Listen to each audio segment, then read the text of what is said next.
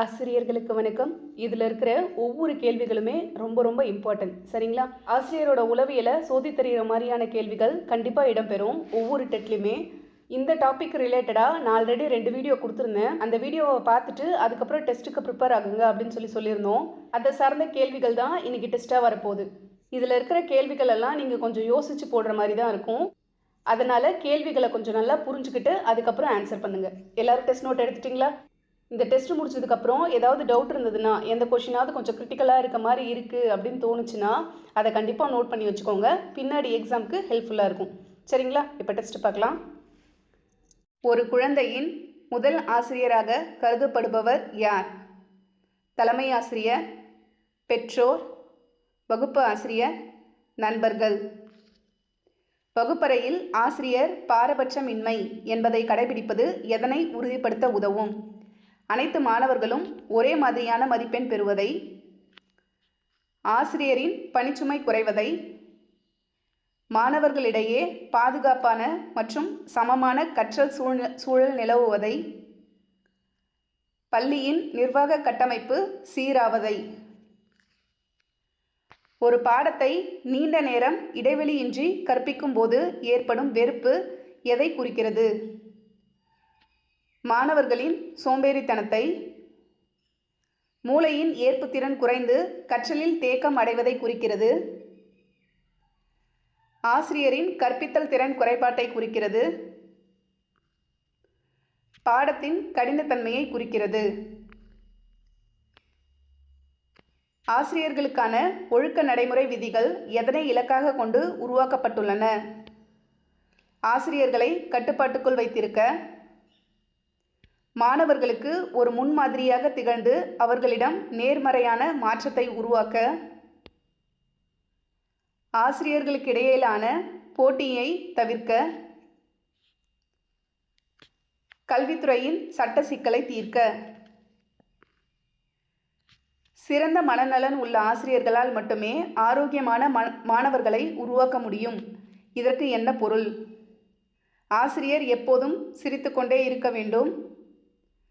ஆசிரியரின் மன சமநிலையே வகுப்பறையின் சூழலை தீர்மானிக்கிறது.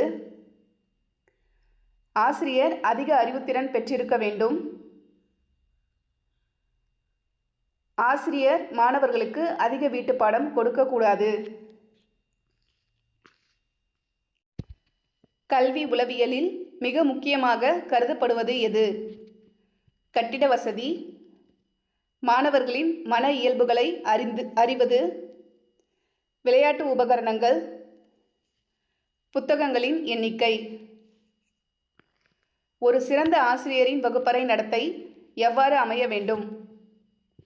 மாணவர்கள் பயப்படும் அளவிற்கு அதிக கண்டிப்புடன், மாணவர்கள் எதை செய்தாலும் அனுமதிக்கும் மிதமிஞ்சிய அன்புடன், ஜனநாயக பண்புடன் சூழலுக்கு ஏற்ப அன்பையும் கண்டிப்பையும் சம அளவில் கையாளுதல், எதிலும் தலையிடாத நடுநிலைத்தன்மையுடன். தொடர்புறுத்தி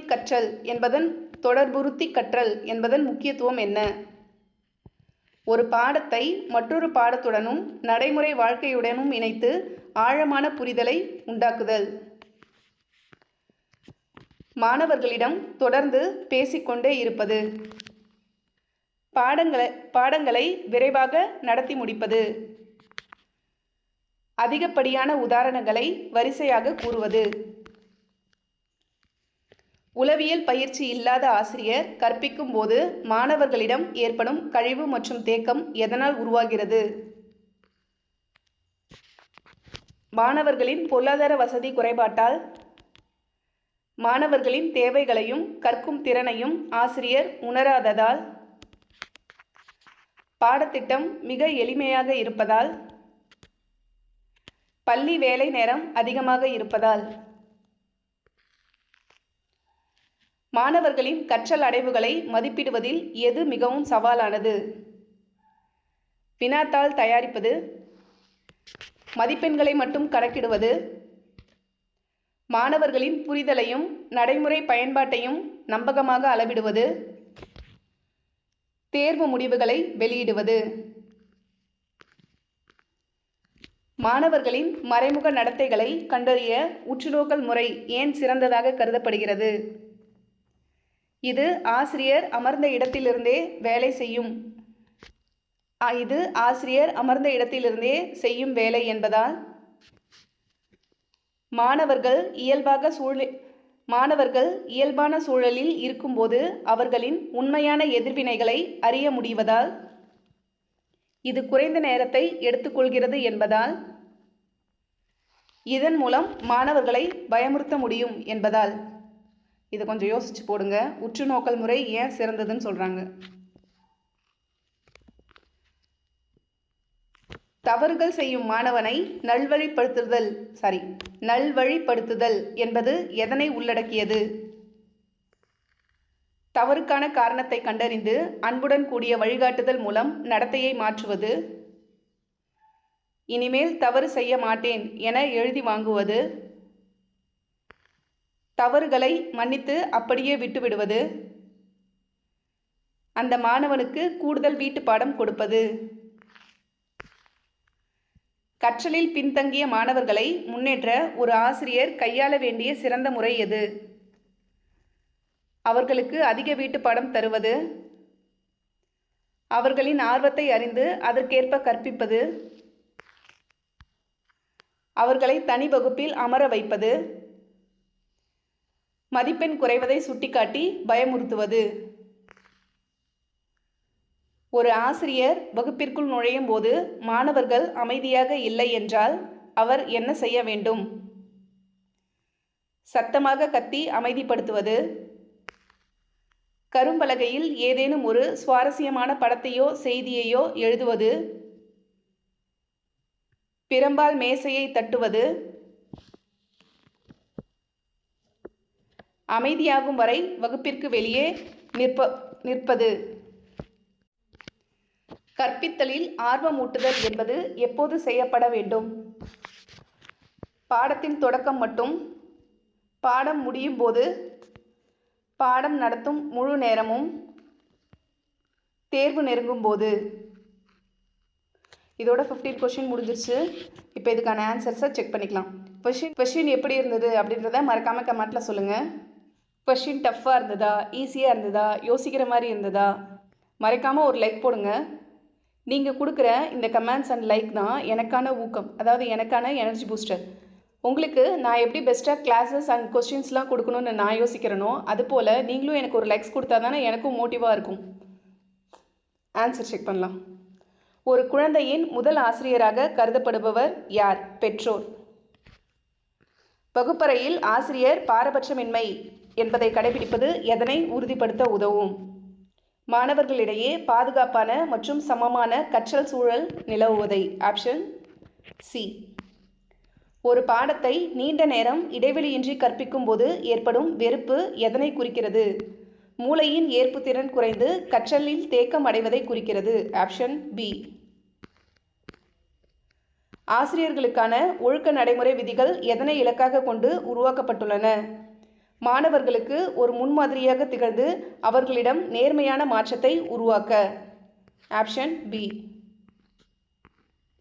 சிறந்த மனநலன் உள்ள ஆசிரியர்களால் மட்டுமே ஆரோக்கியமான மாணவர்களை உருவாக்க முடியும். இதற்கு என்ன பொருள்? ஆசிரியரின் மன சமநிலையே வகுப்பறையின் சூழலை தீர்மானிக்கிறது. Option B. கல்வி உளவியலில் மிக முக்கியமாக கருதப்படுவது எது? மாணவர்களின் மன இயல்புகளை அறிவது. Option B. ஒரு சிறந்த ஆசிரியரின் வகுப்பறையை நடத்தை எவ்வாறு அமைய வேண்டும்? ஜனநாயக பண்புடன் சூழலுக்கு ஏற்ப அன்பையும் கண்டிப்பையும் சம அளவில் கையாளுதல். Option C. தொடர்புறுத்தி கற்றல் என்பதன் முக்கியத்துவம் என்ன? ஒரு பாடத்தை மற்றொரு பாடத்துடனும் நடைமுறை வாழ்க்கையுடனும் இணைத்து ஆழமான புரிதலை உண்டாக்குதல். உளவியல் பயிற்சி இல்லாத ஆசிரியர் கற்பிக்கும் போது மாணவர்களிடம் ஏற்படும் கழிவு மற்றும் தேக்கம் எதனால் உருவாகிறது? மாணவர்களின் தேவைகளையும் கற்கும் திறனையும் ஆசிரியர் உணராததால். Option B.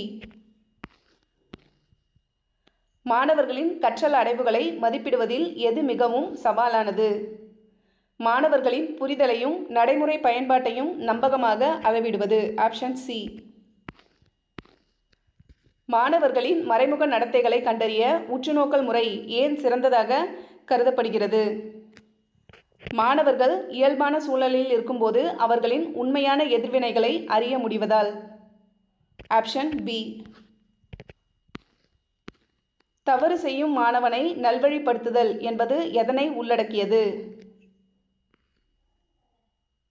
தவறுக்கான காரணத்தை கண்டறிந்து அன்புடன் கூடிய வழிகாட்டுதல் மூலம் நடத்தையை மாற்றுவது. கற்றலில் பின்தங்கிய மாணவர்களை முன்னேற்ற ஒரு ஆசிரியர் கையாள வேண்டிய சிறந்த முறை எது? அவர்களின் ஆர்வத்தை அறிந்து அதற்கேற்ப கற்பிப்பது. Option B. ஒரு ஆசிரியர் வகுப்பிற்குள் நுழையும் போது மாணவர்கள் அமைதியாக இல்லை என்றால் அவர் என்ன செய்ய வேண்டும்? கரும்பலகையில் ஏதேனும் ஒரு சுவாரஸ்யமான படத்தையோ செய்தியையோ எழுதுவது. கற்பித்தலில் ஆர்வமூட்டுதல் என்பது எப்போது செய்யப்பட வேண்டும்? பாடம் நடத்தும் முழு நேரமும். 15 மார்க்ஸ்க்கு எவ்வளோ மார்க்ஸ் எடுத்திருக்கீங்க அப்படின்றத மறக்காமல் கமெண்ட்டில் சொல்லுங்கள். இப்போ நம்ம பார்த்தது ஆசிரியர்களோட உளவியலை சோதித்தறியக்கூடிய கேள்விகள், சரிங்களா? அதே போலவே மாணவர்களோட உளவியலை சோதித்தறிகிற கேள்விகளும் இருக்குது. நிறைய பேர் இந்த ஆசிரியர் உளவியலை பற்றி நான் வீடியோ பார்க்கல. அதாவது இது 2 பார்ட் இருக்குது, 2 வீடியோ இருக்குது. இந்த 2 வீடியோவுமே நிறைய பேர் பார்க்கல. இதை கண்டிப்பாக பாருங்கள், இது யூஸ்ஃபுல்லாக இருக்கும். இதுக்கு நீங்கள் பெருசாக நோட்ஸ் எடுக்கணும் அப்படின்லாம் இருக்காது. இது ஆடியோ கிளாஸ் மாதிரி தான் இருக்கும். நீங்கள் கேட்டிங்கன்னாவே உங்களுக்கு புரியும், சரிங்களா? இது கண்டிப்பாக எக்ஸாமுக்கு உங்களுக்கு ஹெல்ப்ஃபுல்லாக இருக்கும். இதோட லிங்க்கை நான் மறுபடியும் டிஸ்கிரிப்ஷனில் கொடுக்குறேன். நிறைய பேர் வீடியோவை ஃபுல்லாக பார்க்க மாட்டேன்றீங்க. நான் சொன்ன விஷயத்தையே மறுபடியும் கமெண்ட்டில் கேட்குறீங்க.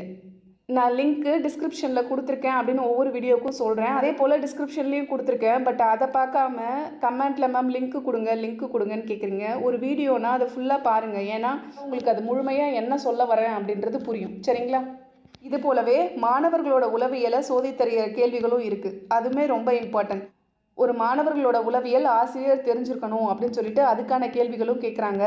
அதுவும் நம்ம ஆல்ரெடி வீடியோ போட்டிருக்கோம். அதுக்கான லிங்க்கையும் நான் டிஸ்கிரிப்ஷனில் கொடுக்குறேன். மொத்தமாக உளவியல் சார்ந்த ஆசிரியர்கள், மாணவர்கள் இவங்க 2 பேருக்கும் உளவியல் சார்ந்த கேள்விகளுக்கான வீடியோ 3 வீடியோ இருக்குது. இந்த 3 வீடியோவையும் கண்டிப்பாக ஒரு முறை கேட்டுருங்க. வேறு ஏதாவது டவுட் இருந்ததுன்னா கமெண்ட்டில் சொல்லுங்கள். நல்லதே செய்வோம், நல்லதே நடக்கும். நன்றி.